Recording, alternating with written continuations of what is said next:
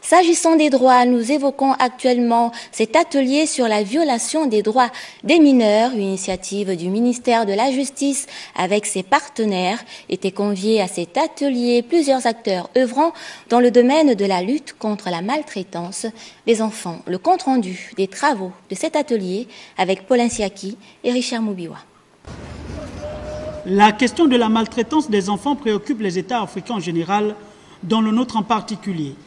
Pour trouver des solutions palliatives, ces formations initiées par le ministère de la Justice, appuyées par l'Organisation des Nations Unies, chargée des migrations, visent à asseoir des stratégies nouvelles pour renforcer les méthodes de lutte. Au regard de la transversalité du problème, le gouvernement de la République s'investit pleinement.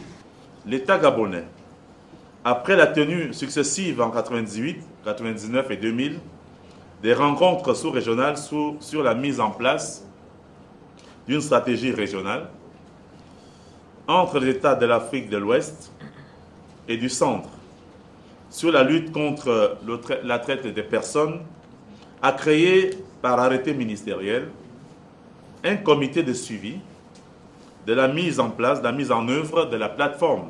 L'apport de l'OIM dans le processus de lutte contre le trafic des enfants, considéré comme un genre d'esclavagisme des temps modernes, est une plus-value pour les États africains concernés. On va donner un appui pour la prise en charge de certains enfants victimes de traite. Aussi, le troisième composant du projet, c'est le renforcement de la coopération pour la lutte à la traite. En République gabonaise, il y a des organes habilités à connaître des cas de violation des droits de l'enfant. Lorsque l'enfant est victime, lorsque l'enfant est auteur.